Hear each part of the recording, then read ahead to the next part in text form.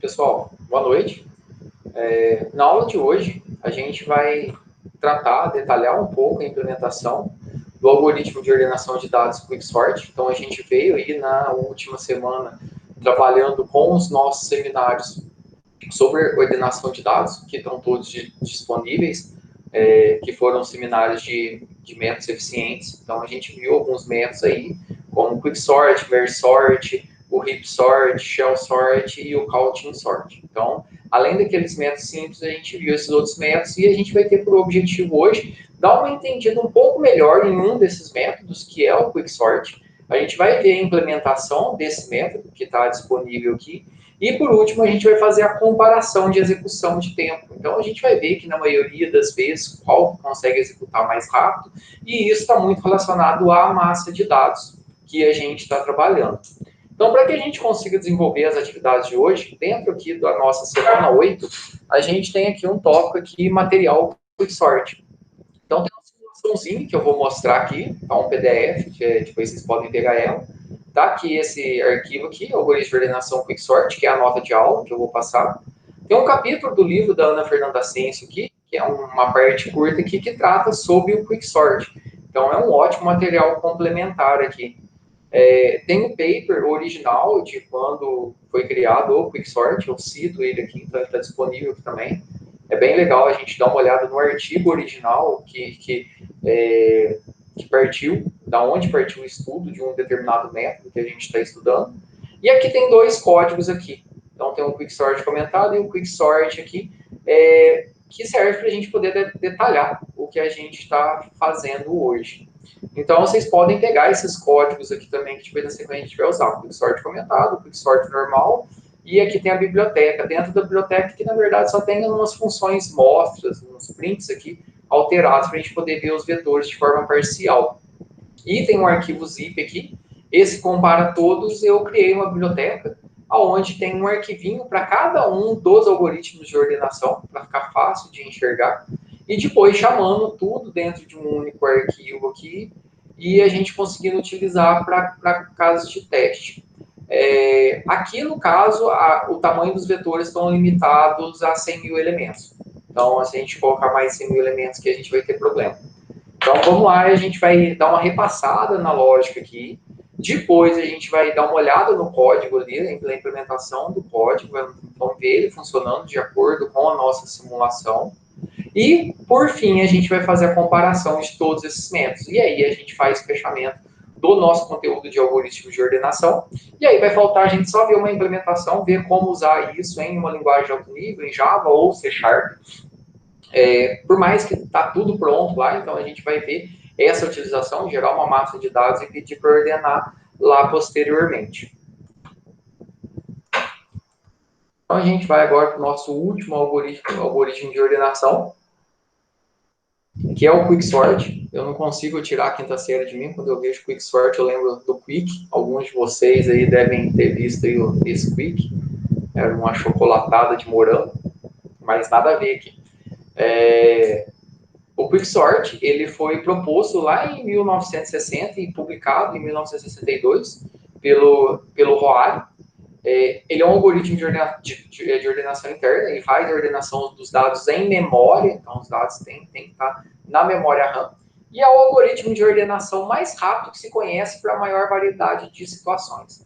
Isso se você tem uma massa de dados grande. Para massa de dados pequenas, outros algoritmos podem ser mais rápidos, mas quando você cresce o teu N, ali, a quantidade de elementos, o Quicksort é mais rápido.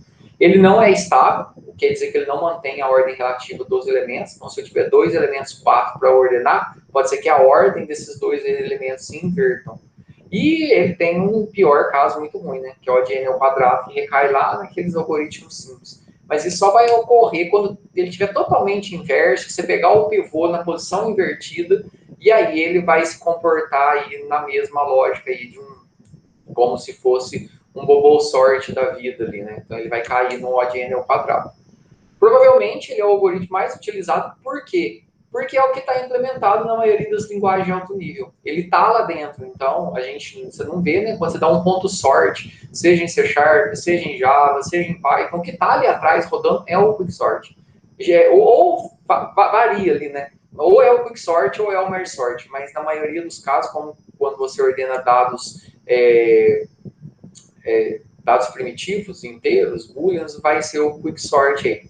E a ideia básica dele, como a gente já viu na semana passada, é a gente ter um problema grande e a gente dividindo até que a gente tenha um problema menor para poder resolver. E esses problemas menores, eles vão sendo ordenados de forma independente. Então, essa é a lógica que a gente tem. Aqui é só um print aqui da capa do artigo que trata sobre o quicksort do Roab, que ele faz a descrição de um método de ordenação. E aí é legal, o artigo está disponível ali. Eu gosto muito disso, quando tem um método que a gente está estudando, ir lá, pegar o artigo original, dar uma lida nele, é muito interessante para ver como ele foi apresentado da primeira vez. Então, isso é bem legal. E aqui ele explica a teoria, o processo de partição, isso é bem legal. Então, o artigo está disponível ali. Então, o Quicksort, como a gente já viu nos seminários, a gente já tratou na semana passada, assim como o Merge Sort, ele utiliza essa técnica aí de dividir para conquistar, que é Divider and Conquer. Ou seja, eu tenho um problema muito grande e eu vou dividir ele ao máximo para que eu consiga resolver. Então, eu vou ter a divisão.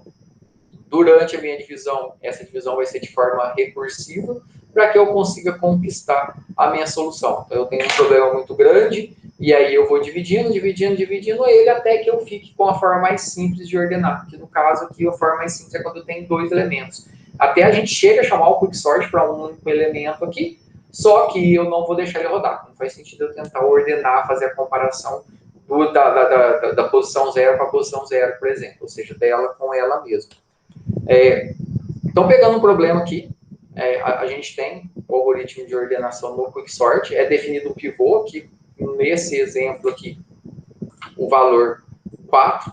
E aí, o que o quicksort vai fazer? Eu tenho que fazer com que à esquerda todos os valores sejam menores que o pivô, e à direita todos os valores sejam maiores que o pivô. Então, o que vai acontecer aqui? Durante esse processo aqui, que o meu pivô deu aqui no 4, ó, reparem que na primeira partição, ó, todos os valores à esquerda são menores que o pivô. E todos os valores que eu tenho aqui à direita são maiores que o meu pivô. Depois eu defino um outro ponto de corte aqui, no caso que vai ser 1. Todos os valores à esquerda têm que ser menores que o pivô e todos os valores à direita têm que ser maiores que o pivô. Então tem essa técnica aí, a gente define o pivô. E aí eu vou lá na direita e fico percorrendo a direita enquanto eu tiver valores maiores. Na hora que eu achar um menor, eu paro, porque ele eu vou trocar, vou mandar ele para a esquerda. Vou lá na esquerda, fico percorrendo a esquerda enquanto eu tiver valores menores. Na hora que eu achar um maior, eu paro. Então, na hora que eu acho esses dois valores que estão no lugar errado, o que eu faço? Eu troco eles de posição. Eu faço a inversão. E aí eu vou fazendo esse percurso de andar na direita e andar na esquerda até que os dois índices se encontrem ou se cruzem. Nesse momento eu sei que eu não tenho mais para onde ir. E aí vai ser o meu novo ponto de corte, meu novo ponto de partição dentro do meu processo. Então essa é a lógica de maneira geral. A gente vai fazer uma simulaçãozinha aqui para poder entender melhor. Às vezes, a primeira vez que a gente vê um algoritmo de ordenação, como vocês estudaram, esses algoritmos que são um pouco mais complexos, esses algoritmos eficientes, às vezes demora um pouquinho para poder entender de uma forma mais clara. Então, mas o importante é o quê? Quando você pega um algoritmo desse, você entenda o funcionamento geral dele e depois você passa a utilizar, testar e aí sim você consegue compreender melhor como ele funciona. Então, o Quicksort, como eu falei, assim como o Mergesort, ele utiliza a técnica de dividir para conquistar. Ele é um algoritmo recursivo. Então, todos os outros que a gente viu são algoritmos iterativos. Então, eu tenho um conjunto de passos. Lembra as fases lá? Eu vou ter um conjunto de fases para poder resolver o meu problema. Lá no Bubble Sort, no Selection Sort, no Insertion Sort, aí se a gente pegar o Heap Sort, o Shell Sort, todos são algoritmos iterativos. Diferentemente, como a gente tem aqui no Quicksort e o Merge Sort, são recursivos. Aqui dentro do método Quicksort, a parte mais delicada é a partição, que ali está relacionado com a definição do pivô. Então, como isso vai ser implementado, independente de como a massa de dados tiver, o resultado do algoritmo vai ser ruim. Lembra que ele pode recair, no pior caso, no ODN ao quadrado. Ou seja, ele pode se parecer com os algoritmos lá da classe do Bubble Sort. Então, a ideia aqui é que a gente vai ter um algoritmo com limites aqui, né? Eu vou ter do início até o fim, do limite da esquerda até o final. e a gente vai reorganizar ele por meio de uma escolha arbitrária do pivô. Então, algumas técnicas aí, porque o pivô, qual que é o pivô ideal dentro do Quicksort? É que ele seja o valor médio do arranjo de dados.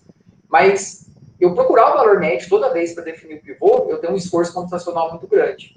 Então, o que alguns algoritmos fazem com as implementações? Eu pego o primeiro valor, eu pego o último valor, isso não me importa, que aí depois, quando eu começar a achar valores que sejam maiores ou menores, eu vou jogando ele para o começo, eu vou fazendo essa troca.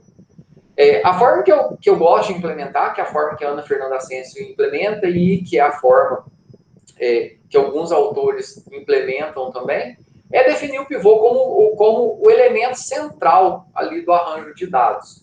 Isso não quer dizer que vai ser o valor médio desse grupo de dados, mas o elemento central. Então, se eu tiver um vetor ali com 10 posições, eu vou pegar o meu pivô no meio.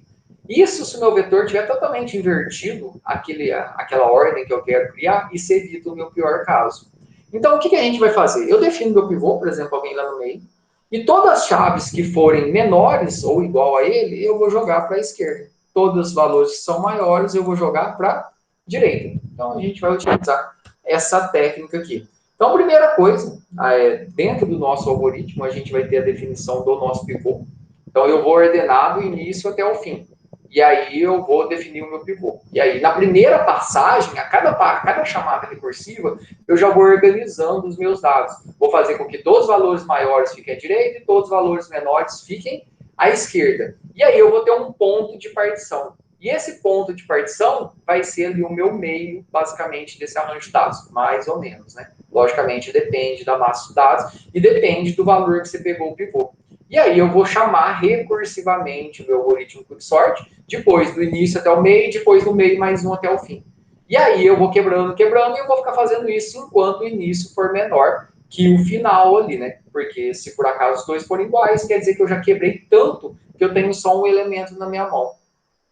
Então, o que a gente vai fazer? A gente define o pivô e eu vou percorrer a minha direita enquanto eu tiver valores maiores. Achei um menor, eu paro. Vou lá na esquerda, percorro a minha esquerda enquanto eu tiver valores menores. Achei um menor, eu paro. Então, quer dizer que eu achei dois elementos que estão no lugar errado. Aí, o que eu faço? Troco eles de posição. E aí, a cada passada, aí a gente vai conseguindo fazer a reorganização. E a gente vai continuar esse processo enquanto esse índice da esquerda e da direita, até eles se encontrarem ou se cruzarem, que eu acho um novo ponto de corte aí. Então, a gente vai escolher um ponto de partição, um pivô. Aí a gente vai começar a organizar os nossos dados, fazendo o quê? Se o meu pivô aqui nesse exemplo é o 3 aqui, ó, uma vez que o meu pivô é o 3, eu tenho que fazer com que todos os valores que são menores ou iguais fiquem à esquerda e todos os valores que são maiores fiquem à direita. Então, essa é a nossa lógica. É isso que a gente vai fazer. Depois que a gente fizer isso, depois de todo esse processo, a gente vai subdividindo o nosso vetor até que ele fique o menor possível. E aí vai ter um ponto de parada, que vai ser quando os nossos índices da direita e da esquerda, eles se cruzarem.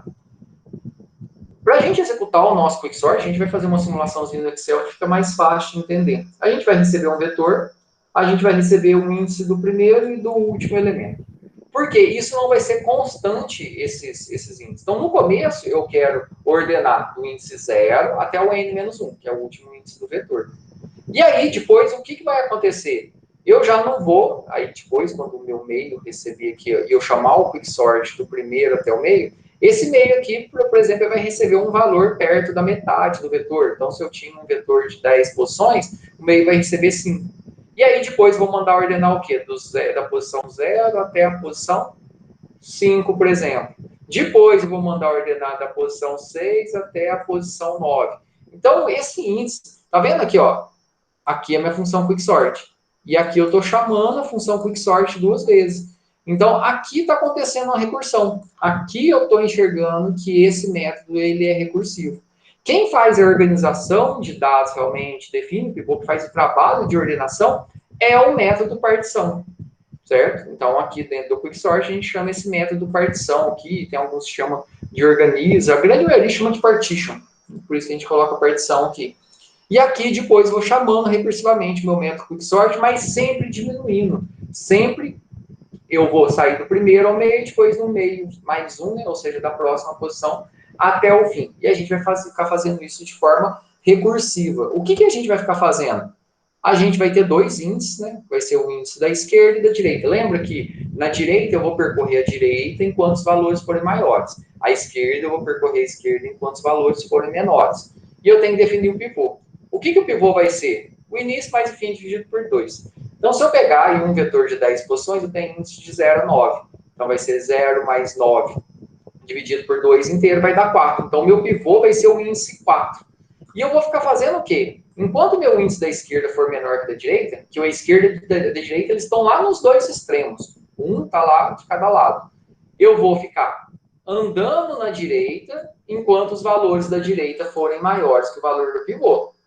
Eu vou ficar andando na esquerda depois, enquanto os valores da esquerda forem menor que o pivô. Quando que vai parar esses dois whiles simples aqui? Esses dois whiles? Eles vão parar quando eu achar alguém que está fora do lugar. Então, quando eu achar alguém que está fora do lugar, eu vou ver só se o índice da esquerda é menor que a direita, né? Lembra? A esquerda é menor, a direita vai ser maior. Se a esquerda for menor que a direita, porque senão eu pego o mesmo índice. Se eu pegar o mesmo índice, eu vou trocar ele com ele mesmo, ou eu começo a desorganizar tudo se eles se cruzarem. Então, se a esquerda for menor que a direita, eu achei dois elementos, um na índice da esquerda e um no índice da direita, que eles estão errados. Aí eu chamo a nossa funçãozinha troca lá que a gente já fez. E inverte os dois. E a gente vai ficar fazendo isso. Então, eu defino o pivô, vou lá na direita, acho alguém que está errado na direita. Vou lá na esquerda, acho alguém que está errado na esquerda. Achou? Troca. E vem andando e fazendo isso. Na hora que eu paro no meio.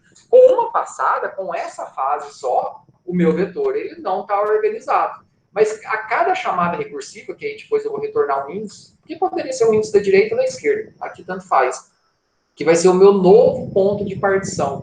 E depois, a cada chamada, o meu vetor ele vai sendo quebrado, até que vai chegar um ponto que eu vou ter só um elemento para ordenar. E aí eu nem chamo o quicksort de verdade, né? Porque o quicksort a gente só vai chamar se o primeiro for menor que o último. Isso aqui é índice. Então, se eu chamar por ordenada a posição 0 até a posição 0, não faz sentido. Se eu chamar por ordenada a posição 0 até a 1, faz sentido. Então, eu tenho dois elementos. Aí sim eu vou ordenar. Então, acontece a chamada recursiva de 0 a 0, de 1 a 1, só que não executa, ou seja, não executa por causa desse if que a gente colocou aqui. Então, o algoritmo Quicksort, ele é um método recursivo, a gente vai ver aqui uma simulaçãozinha e depois a gente vai ver o código.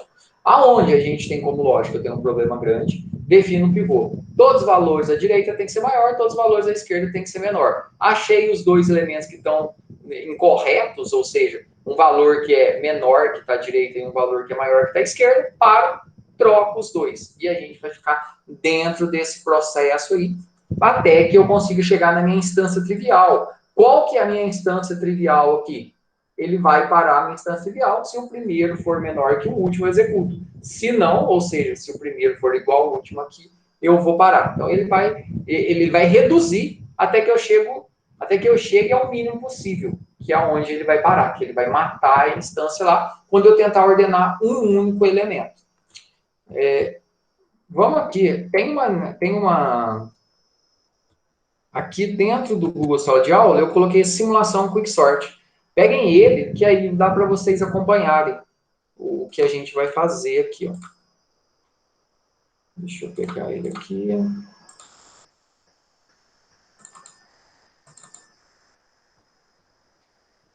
Isso aqui é para a gente ter um entendimento de maneira geral, como o algoritmo funciona. Então, o que a gente vai fazer aqui? A primeira coisa, dentro do Quicksort, quando a gente chama ele, eu vou pedir para ordenar do começo até o fim. Então, pense que eu tenho um vetor de 7 elementos aqui, indexados de 0 a 6 aqui. E o que a gente vai fazer aqui, pegando aqui de acordo com o nosso código? Deixa eu ver se aqui está isso. Aqui é o Quicksort. A gente vai definir o pivô. O pivô é o quê? É a posição do início mais a posição do fim dividido por 2. Então, se eu pegar aqui 0 mais 6 dividido por 2, meu pivô é o 5. Então, o pivô é o valor, ou seja, 0 mais 6, 0 mais 6 dividido por 2 vai dar o índice 3. O valor que está no índice 3 é o 5. Meu pivô é o 5. Aí, o que a gente vai fazer? Já que o meu pivô é o 5, primeiro, o que a gente faz? Eu vou lá e eu vou ficar percorrendo a direita, enquanto meu vetor na posição da direita, lembrando que a posição da direita ele começa sempre um índice a mais, a posição da esquerda ele começa sempre um índice a menos. Eu vou ficar percorrendo a direita enquanto eu tiver valores que são maiores. E aí agora eu volto aqui. O vetor na posição da direita, que eu comecei com 6, o 2 é maior que o 5? Não. Então, meu índice da direita parou no 6. Agora, eu vou lá na esquerda aqui. Meu vetor na posição 0, ou seja, o 3, é menor que o 5? Lembrando, o da esquerda eu vou ficar percorrendo enquanto for menor, o da direita eu vou ficar percorrendo enquanto for maior.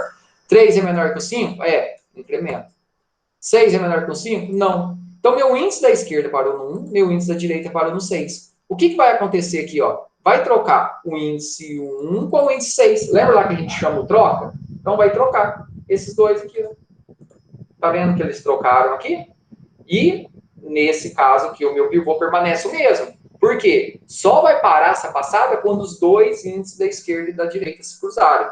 E aí, trocou os dois e agora vai vir. 7 é maior que o meu pivô, que é o 5? Anda. 1 é maior que o meu pivô, que é o 5? Não. Então, meu índice da direita agora parou no 4. Vou lá para a esquerda. A esquerda estava no 0, mais. Não, desculpe. A esquerda estava no 1. Mais, ele vem para cá. Vai pegar aqui 4, que é o valor que eu tenho no índice 2, é menor que o meu pivô, que é o 5? 5 é menor que o meu pivô? Não. Se eu pegar 5 é menor que 5, não é igual. Então, ele para exatamente nesse ponto aqui. E o que vai acontecer? Por quê? Porque eu tenho alguém que é maior que está à direita. Então, mesmo 5 sendo pivô, o pivô se movimenta. E aí, ele parou. Então, meu índice da direita ele já tinha parado no 4, que é o 1, que ele está na posição incorreta, ou seja, tem um valor que é menor que da direita. E o índice da esquerda parou no 3, que é o 5, que é o próprio pivô. O que vai acontecer? Vai trocar o 5 com o 1. Trocou o 5 com 1, com o pivô. O que vai acontecer agora? O meu pivô da direita, que estava no 4, ele vai vir para o 3 aqui e vai olhar. 1 é maior, ou seja, a direita, eu fico andando enquanto o valor que está na posição da direita é maior que o pivô. 1 é maior que o pivô? 1 é maior que 5? Não. Então, meu índice da direita parou no 3. Ó. Meu índice da direita parou no 3. E agora, o meu esquerdo tinha parado no 3, ele vai para o 4. 5 é menor que 5? Não. Para também. Mas aí você olha, não, mas está errado. Eu não quero trocar agora. Mas não vai trocar por quê? O que aconteceu aqui? O índice da direita e da esquerda se cruzaram. Olha lá no nosso código. Cadê a nota de aula? Voltando aqui, ó. A gente só vai trocar quando? Se o índice da esquerda for menor que o índice da direita. E nesse caso, o que aconteceu? 4 é menor que 3? Não.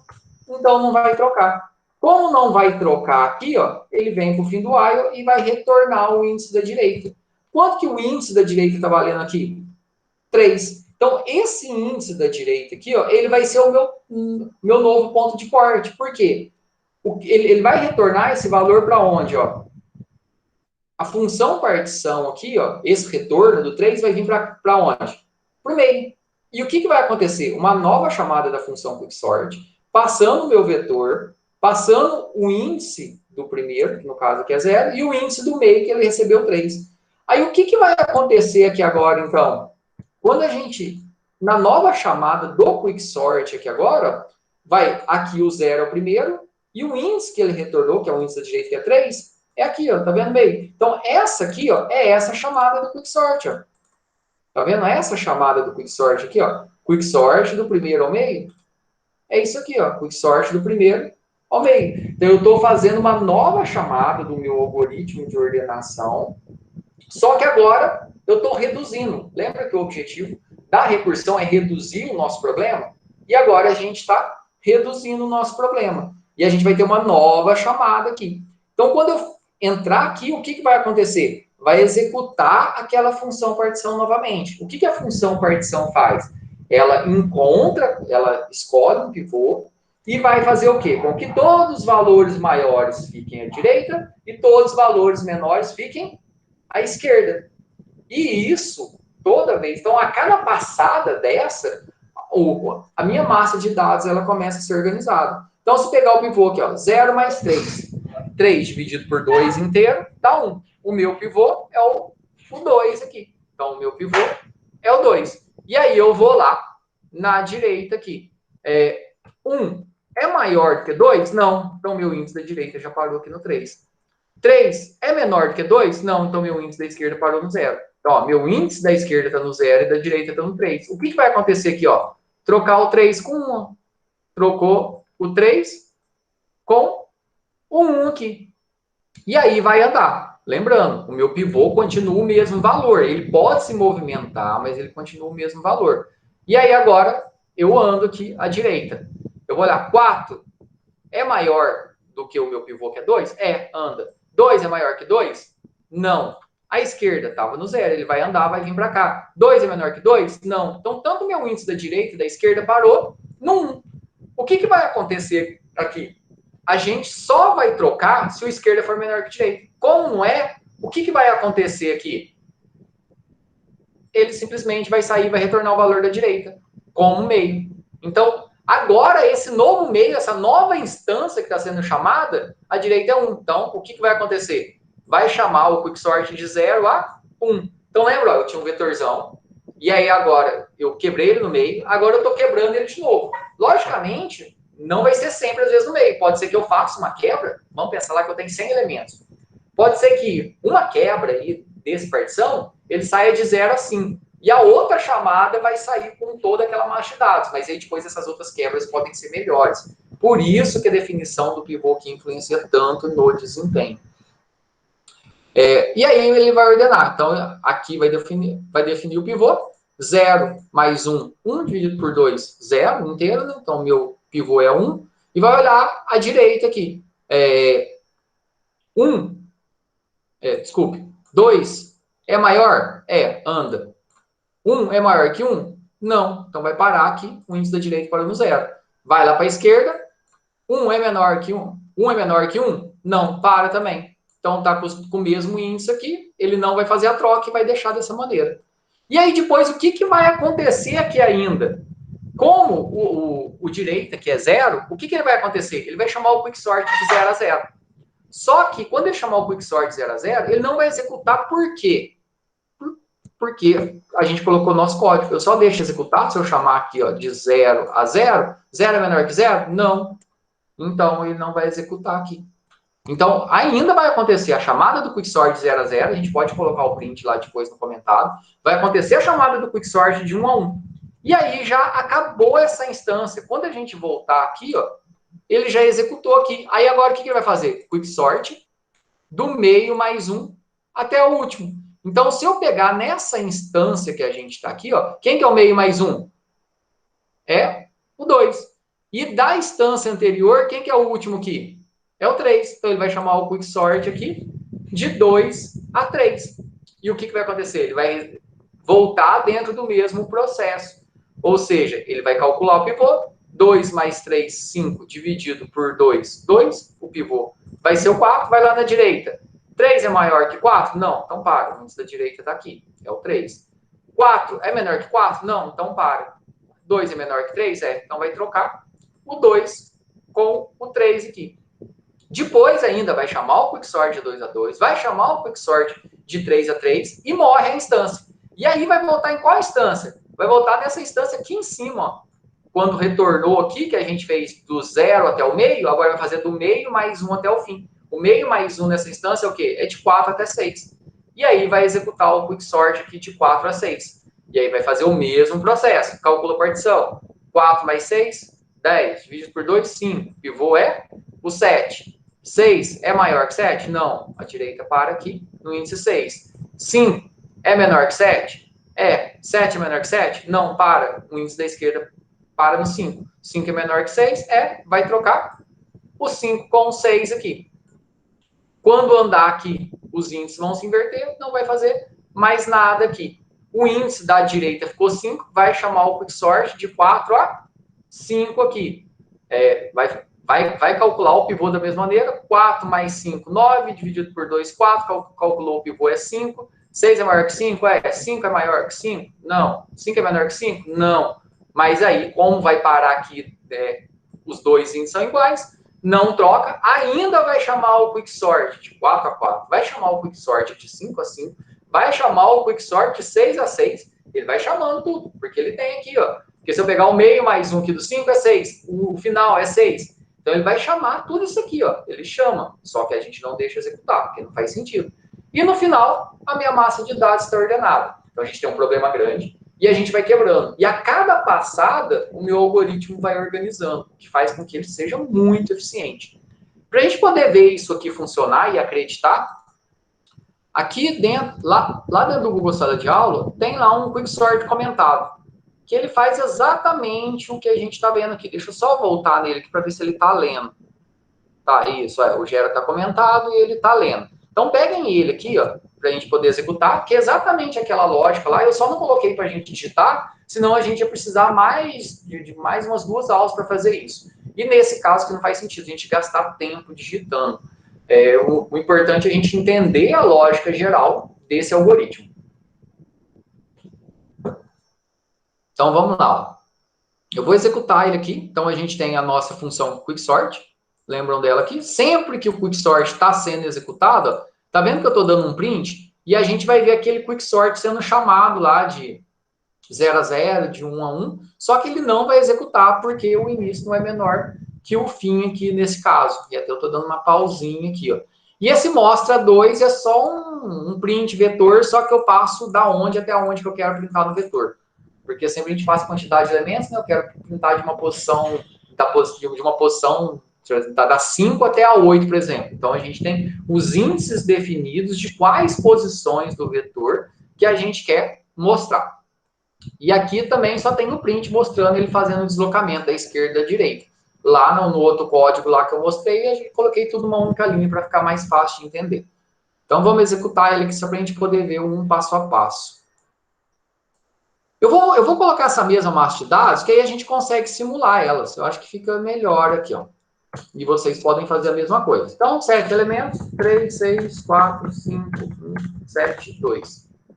Beleza. A nossa massa de dados, a primeira coisa que vai acontecer aqui é executar o quicksort aqui de 0 a 6. Lembra lá? O quicksort é esse print aqui que a gente está vendo, ó. É esse print, ó. Eu estou vendo qual intervalo de dados. Então, a primeira chamada é do início até o fim, né? Toda a massa de dados. Lembra que, ó, a forma de chamar o quicksort aqui, ó. Cadê ele? Aqui, ó. A forma de chamar o quicksort é da posição 0 até a n-1. Por que isso? Porque a cada chamada recursiva, o intervalo do vetor que eu vou chamar no quicksort é diferente. Lembra que a gente vai reduzindo? Então, a gente começa com o vetor inteiro e depois isso sempre vai ser reduzido. Então, voltando aqui na nossa simulação, primeiro quicksort de 0 a 6. Aí, o que vai acontecer? Ó? Definir o pivô. O pivô aqui, no caso, deixa eu subir aqui um pouquinho. O pivô aqui, no caso, é o 5. E aí, o que ele vai fazer aqui? Ele vai andar na direita. Então, ele vai andar na direita até que ele ache um valor que é menor que o pivô. Porque se for maior, eu vou caminhando. Achei um que é menor, eu paro. Ele está errado. Então, lá, a direita parou no 6. A esquerda andou e parou no 1, ó, igualzinho. E o que vai acontecer aqui? Vai trocar o vetor na posição 1, que é o 6, com o vetor na posição 6, que é o 2. Trocou os dois elementos, a gente tem o nosso vetor alterado agora, tá vendo? Igualzinho que está aqui. Terminou? Não. Só vai terminar quando os índices chegarem um no outro, eles se cruzarem. E aí, o que vai acontecer aqui ainda? Ele continua lá na direita, ele vem andando na direita, e ele parou aonde? Parou aqui. Opa, aqui eu já tinha trocado. Parou aqui no índice 4, que é onde que está 1. A esquerda, ele andou e parou no índice 3, que é onde está o 5. Ou seja, são dois elementos que estão errados. O 5, apesar dele ser o pivô, ele pode se movimentar. O valor do pivô não muda durante a passagem.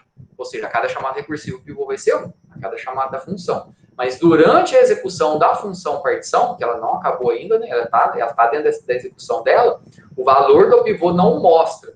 O pivô, ele pode mudar de posição, como vai acontecer com o 5, mas ele não se altera.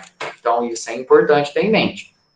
E aí, trocou aqui o 5 com 1, e aí a gente já tem essa massa de dados alterada aqui, ó. Ó, trocou. o 5 com 1 aqui. O que vai acontecer agora? Olha lá, andou, o que aconteceu? O índice da direita com o índice da esquerda se cruzou. E aí o ponto de partição, como a gente está retornando o índice da direita, o ponto da partição é 3. Então o que vai acontecer agora? Quicksort de 0 a 3. Que é isso aqui que a gente está vendo. Quicksort de 0 a 3. 3, 2, 4, 1. O meu pivô é início mais fim, dividido por 2. Meu pivô vai ser o valor 2. E a mesma coisa. Vou lá na esquerda. A esquerda parou no índice 3, que é um elemento errado. Direita parou aqui. Direita parou no índice 3. O esquerda parou no índice 0, que é o valor está errado. Vai trocar os dois valores, igual a gente viu aqui. Ó. Trocou os dois valores. Trocou o vetor na posição 0, que era o 3, com o vetor na posição 3, que era o 1. Inverteu os dois valores aqui. Quando rodar aqui, o que vai acontecer? Tanto a esquerda quanto a direita andaram, eles ficaram iguais, tá vendo? 1. Então, parou, não faz a troca, né? Um ponto de partição 1. Chama o quicksort de 0 a 1, tá vendo? Quicksort de 0 a 1. Como não vai ter nada para fazer aqui, ó, olha que legal que vai acontecer, ó. Ele calculou o pivô é 1, né? Andou a direita e a esquerda parou no 0, o ponto de partição é 0, ó. Tá vendo? Ele faz a chamada do quicksort de 0 a 0, como eu falei, porque a gente deixou aquele print, mas não executa. E aí agora ele vai o quê? Ele foi do início até o fim. Agora ele vai fazer o quê? Desculpa, do início até o meio. Agora vai fazer do meio mais 1, que é o quê? Que é 1. E o fim da instância anterior é 1. Então ele chama o quicksort também de 1 a 1. E aí morre essa instância aqui do 0 a 1. Aí ele volta na instância anterior, que eu tenho o quê? O meio mais 1 é 2 e o final é 3. Vai chamar quicksort de 2 a 3 aqui.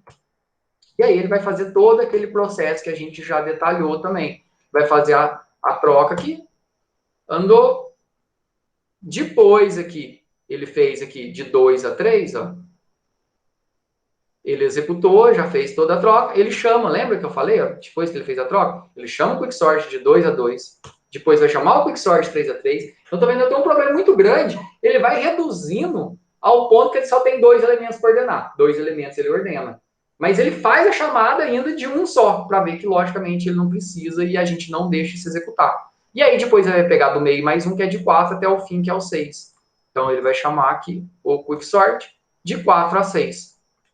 Quando a gente chama o quicksort aqui de 4 a 6, aí faz aquele mesmo processo que a gente já detalhou. E aí, o legal disso aqui é que a gente consegue enxergar o percurso do índice da direita, o percurso do índice, a definição do pivô, o percurso dos índices, as trocas e a definição do ponto de partição. Então, esse comentado aqui ele fica bem legal para poder entender o passo a passo de funcionamento do quicksort aqui. E aqui dentro desse processo, como a gente viu lá, ele vai chamar, ele chamou de 4 a 5, agora vai chamar de 4 a 4, 5 a 5, por último lá de 6 a 6. E no final aqui, aqui eu tenho meus dados ordenados. Isso aqui é um tempo que eu tinha colocado antes, mas é porque a gente foi parando, né? 1, 2, 3, 4, 5, 6, 7. A nossa massa de dados está ordenada. O que é legal a gente fazer? Então, tem um código do Quicksort aqui também, ele sem estar comentado, que aí a gente consegue executar ele aqui com uma massa de dados maior. Mas o legal aqui, ó, como eu falei, dentro do ambiente virtual, eu coloquei esse compara todos. Dentro desse compara todos, a gente tem aqui, eu coloquei uma pastinha, uma subpasta, chama sorts, e dentro dele tem lá uma biblioteca de ordenação simples, que está todo mundo lá dentro, Bubble Sort, Selection Sort, Search Sort. E aí eu criei uma biblioteca para cada um dos algoritmos, só por fim dos contadores, para poder separar tudo e conseguir enxergar o código. E aí eu criei uma para o HipSort, uma para o QuickSort, uma para o MergeSort, uma para o Counting Sort e uma para o ShellSort. Então, para cada um, então é legal que dá para vocês verem essa implementação. Quem quiser abrir lá, é só ir lá dentro dos arquivos e abrir. E aí criei lá os nossos vetores, vetor do Bubble Sort, Select, do Insertion Sort, do QuickSort, do MergeSort, do HipSort, do Counting Sort e do ShellSort. Aloquei o espaço lá, lembrando que eu defini lá nas bibliotecas um limite de 100 mil elementos, certo? Então, só cuidado com isso, você colocar mais não vai rolar. Você teria que fazer alocação dinâmica lá nas bibliotecas também, coisa que eu não fiz ainda. Então, aqui a gente está alocando, tanto faz aqui, né, sizeof n ou n sizeof. A gente está gerando do Bubble Sort, pegando todos os dados do Bubble Sort aqui e copiando para os outros, para todo mundo ficar com a mesma baixa de dados, ser justo, né? Não vou printar, logicamente, vetor, né? Se eu printar vetor aqui vai gastar muito tempo, e aí depois, executando o bubble sort, chamo o bubble sort lá, a implementação dele. Mostro os dados, chamo o selection sort, chamo o insertion sort, chamo o quick sort, chamo o merge sort, chamo o heap sort, chamo o shell sort, chamo o counting sort. Aqui, ó, esses 50 aqui, ó, o valor máximo que a gente vai ter lá dentro do counting sort, lá dentro da massa de dados. Lembra lá qual que é o maior valor que a gente vai ter, que ele vai ter que criar um vetor auxiliar? Isso influencia muito no desempenho dele. Então, isso é bem importante. Lembrando aqui, qual que é o limite de valor que a gente está criando aqui na hora de gerar o valor aleatório? Deixa eu só ver, eu estou chamando o gera. Vamos lá na biblioteca, que eu não estou lembrado aqui qual que é o valor. Compara todos, eu acho que está aqui dentro da biblioteca de ordenação simples. O gera, tá vendo? Por isso que eu passei os 50, porque está gerando valores aleatórios de 0 a 50. Se você quiser aumentar esses aleatórios, aí você tem que aumentar aqui, mas aí você tem que aumentar também lá para o counting sort, senão ele não vai entender isso, ele não vai funcionar legal. E aí o legal é o quê? A gente vai ver que com uma massa de dados pequena, a gente vai ter algoritmos simples, vão ser melhores, muitas vezes aí o shell sort, e com uma massa de dados grande aí, o quick sort ele sai melhor. E, em todos os casos, o counting sort, a gente está trabalhando com inteiro, o counting sort, nesse caso de inteiro, ele vai ser melhor, mas o counting sort ele é limitado só a valores inteiros. Então, vamos rodar aqui, ó, com uma massa de dados pequena, vamos colocar 20 mil elementos.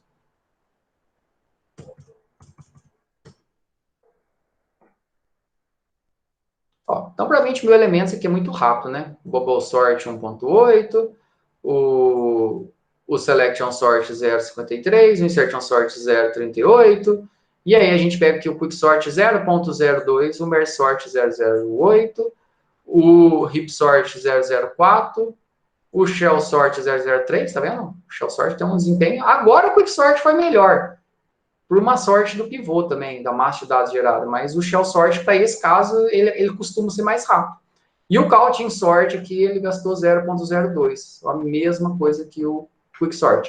E, às vezes, também o quick sort para essa massa de dados, ele dá zero. Porque é só numa passada, né, ele consegue fazer tudo. Vamos rodar aqui de novo?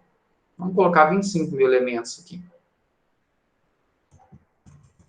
25 mil elementos. Lembrando que para os algoritmos de complexidade quadrática, isso aumenta muito, né? Olha lá, agora ficou legal. Quick sort. Os outros algoritmos aqui, ó. Bubble sort 3, ó. Quick sort 0.05.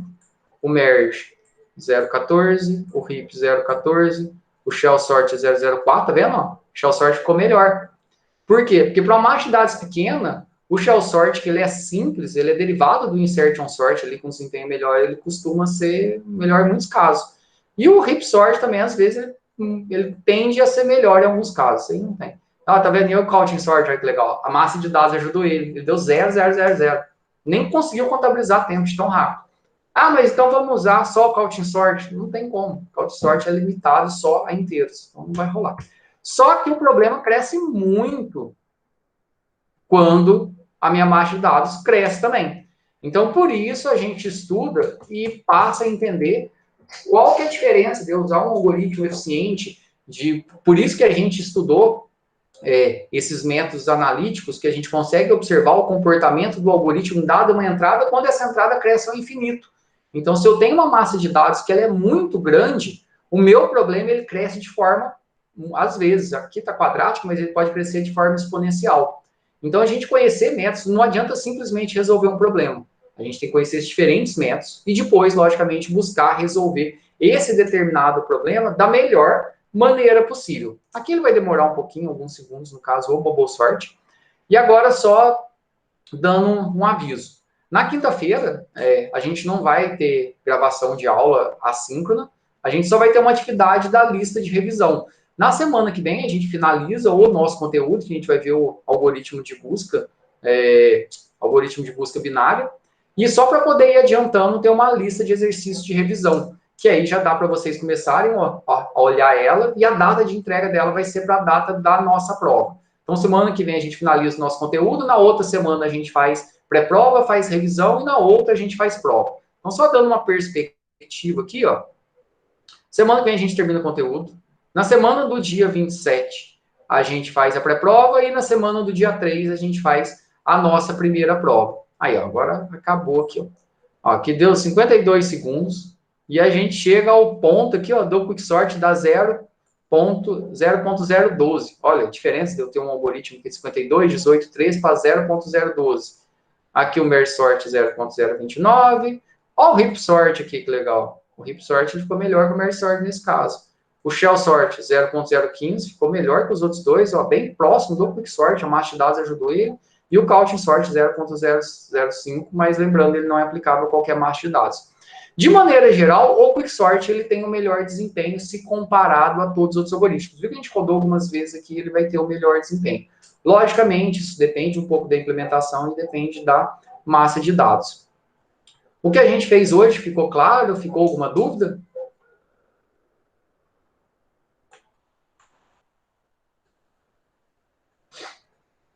Tranquilo aí? João, Luiz, Ronaldo? Opa, tranquilo?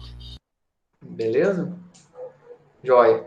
A aula ela vai ficar postada aqui no ambiente, depois, se surgir alguma dúvida, é só clicar lá na aula lá. Então, quando você clica aqui na aula, como eu já mostrei, tem a opção aqui de adicionar um comentário, então pode postar uma dúvida aí, quiser complementar alguma coisa aí para poder ajudar os colegas, quiser colocar algum material aí, todo mundo fique à vontade também. Como eu falei, na quinta-feira vai ser postado aí, está agendado a nossa lista de revisão. Eu só coloquei aqui os exercícios 15, 16, 17 para não fazer por enquanto, porque são referentes à busca binária que a gente vai ver na semana que vem. E durante o desenvolver da lista aí, no final de semana, a partir da quinta-feira aí, fique à vontade também para clicar aqui no material ali, postar dúvidas ali, ou pode me chamar no WhatsApp normal. Beleza? No mais, boa semana aí de estudos para todo mundo aí, que a gente tem ainda